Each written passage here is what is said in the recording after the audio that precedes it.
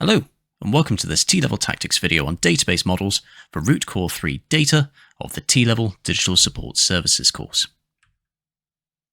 In this video, we're going to compare different database models, we'll explain the use of diagrams in database modeling, and we'll also design a simple database.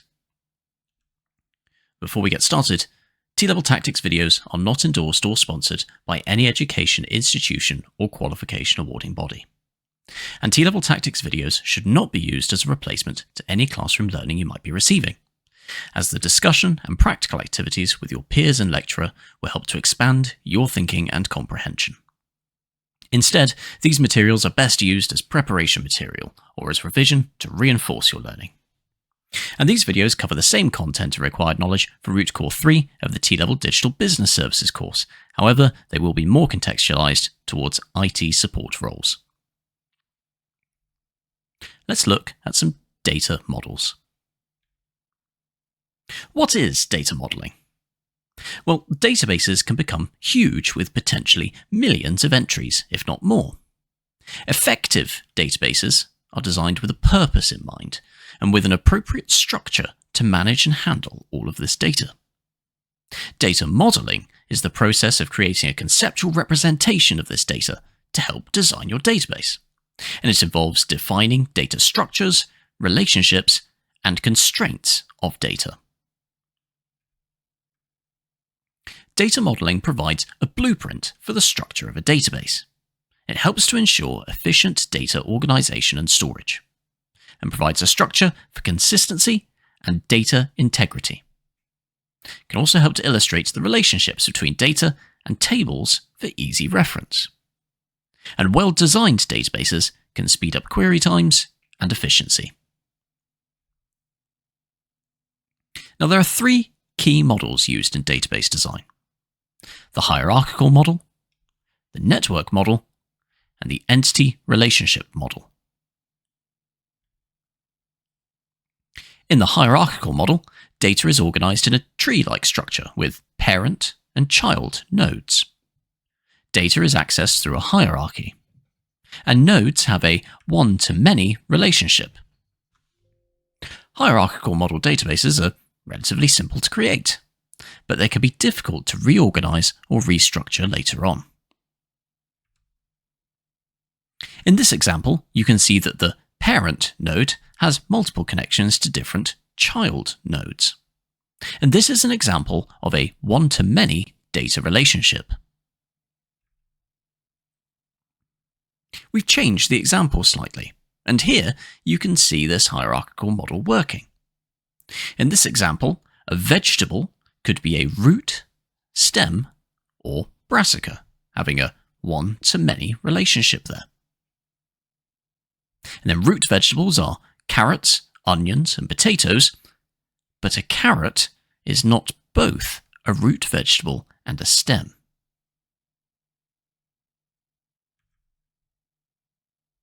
In the network model, data is organized in a graph-like structure. An entity can have multiple parents. Data is represented in nodes. They're all linked with relationships. And it can have more flexibility than the hierarchical structure. It allows for more complicated relationships, but it does mean that they can become very complicated very quickly when they become larger, which means they require some maintenance. In this example, we've got a department that can offer multiple courses, but each course can only belong to one department. Each department also has multiple teachers, but a teacher can only belong to one department, another one-to-many relationship. And a teacher could be teaching multiple courses. And we can have students enrolled on multiple courses as well. Because of the relationships between the data, this kind of database just wouldn't work on a purely hierarchical model. Courses has multiple parent objects that it links to, and we can see this and help illustrate it with lines and arrows that indicate the type of relationships between the data. Whenever there's an arrowhead, it indicates a many relationship to the data indicators. But what we couldn't represent in this model is that a student could be a member of multiple departments and be on multiple courses in each department. What if we wanted multiple teachers to deliver the same course as well? That's where the entity relationship model can come in. In the entity relationship model, we can break data down into entities and attributes, with each entity being represented by a table. These tables are independent from one another and each use their own unique identifiers. In the entity relationship model, data is normalized into its simplest form to prevent any duplication. And there is no hierarchy in the entity relationship model.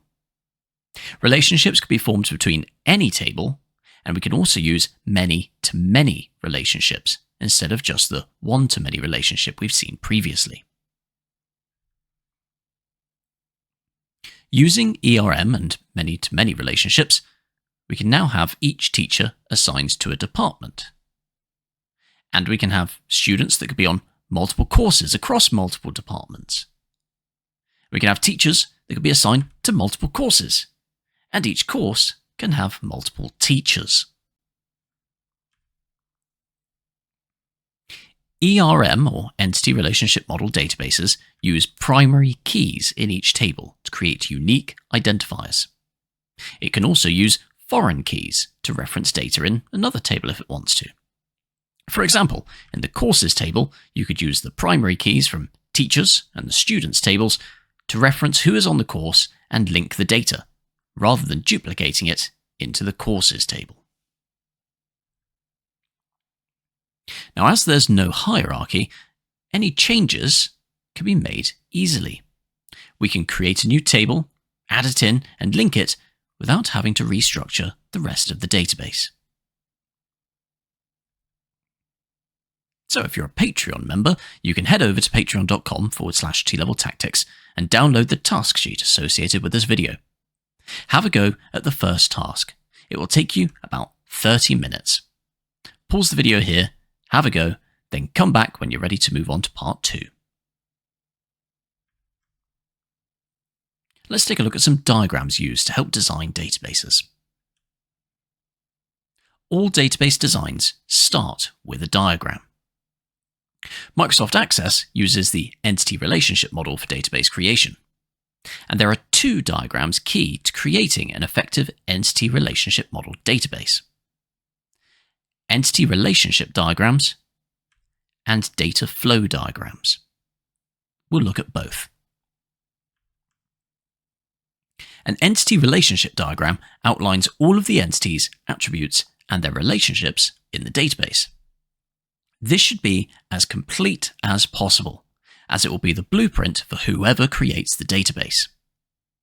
The entities will become the tables, and attributes will become the column headings within that table. Let's take a look at a very simple entity relationship diagram. Here we've got entity A and B, and each entity has an attribute associated with it. And we've used some arrows here to link entity B to entity A using a one-to-many relationship. And that relationship can be defined using the diamond shape, where we can clearly say how that data is related to each other. You can imagine the relationship diamond to represent what queries or reports you might want to be generated by the relationship between this data. Let's look at a slightly more complicated diagram now. This diagram is representative of our earlier example with our departments, courses, staff, and students, and each of those entities has a number of attributes associated with it, such as student ID, first name, last name, and date of birth. And we can see the arrows linking each of those tables together, and we've clearly defined what the relationship is between those tables as well. Now, this can look very complicated, so there's a simpler way of illustrating this. Entity relationship diagrams can also look like this, and arguably this is a lot neater. This style clearly indicates where the primary and foreign keys are in the tables and how those tables relate to one another. I'd recommend when you create your entity relationship diagrams, try and use a style like this. You may also see crow's feet notation used in diagrams. This can be used to represent the relationships between entities. For example, in this image on the bottom right, the example shows that a bank can finance multiple cars sold by a dealership, but a car can't be financed by multiple banks. Take a look at the notation on the top right there, and see how it works in that example. You'll see that there's some zero notation, and zero notation is used when the table may be blank, and it helps prevent errors coming up.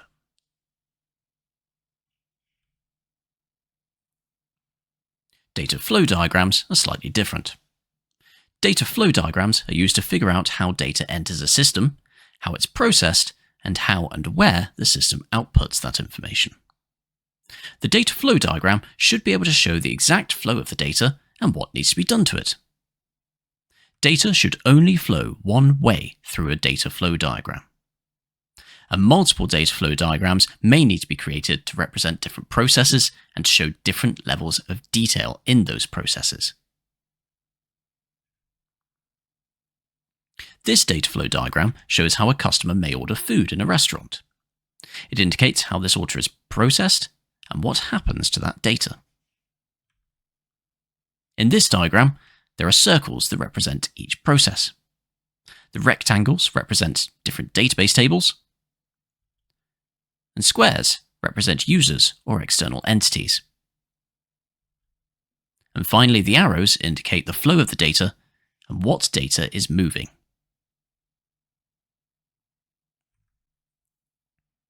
So, let's have a go at another task. If you're a Patreon member, you can head back to the task sheet now and have a go at task 2. This won't take very long. Spend about 20 minutes on it. So pause the video here, go back to the task sheet, have a go, and then come back when you're ready to move on to part 3. So let's have a go at designing a database. You almost know enough about database models and diagrams to start designing a database. Remember, this isn't about creating a database in Access at the moment or any other program. This is about creating the necessary documentation to support the creation of a database. Effective database design documentation should include an entity relationship diagram, a data flow diagram for each process, and there is one more thing that will be useful, and it's known as a data dictionary. A data dictionary is simply an in-depth look at each table and the data it will contain. This is where you can specify data types for each attribute, write a simple description so whoever creates and uses the database understands your intent, and identify any other details, such as attributes that should be used as a primary key. A data dictionary is required for every table your database contains. And below, you can see an example data dictionary for a retail store that sells clothes. We can see the table name, TBL products. We've got all of the different column names, the data type of each column, a description of what might be held by that column, and some constraints on the column as well, where we've clearly identified our primary key and what might be used as a foreign key.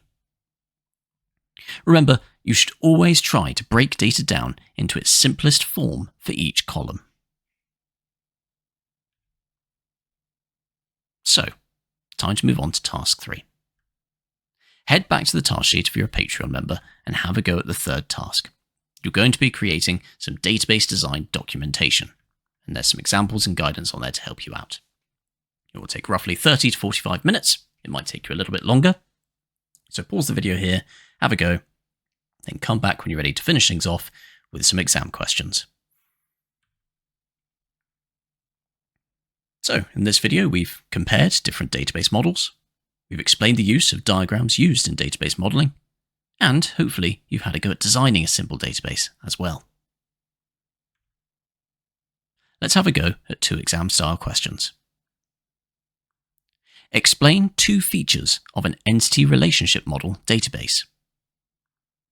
And explain the difference between a primary key and a foreign key. That brings us to the end of the video. In the next video, we'll be looking at data entry. So make sure you're subscribed to youtube.com/TLevelTactics to be notified about when that comes out. And if you are not a member of the Patreon yet, head over to patreon.com/TLevelTactics to see all of the exclusive content that our members get, including the task sheets, additional guidance, and access to our Spotify exclusive podcast editions. Thanks for watching, and see you next time.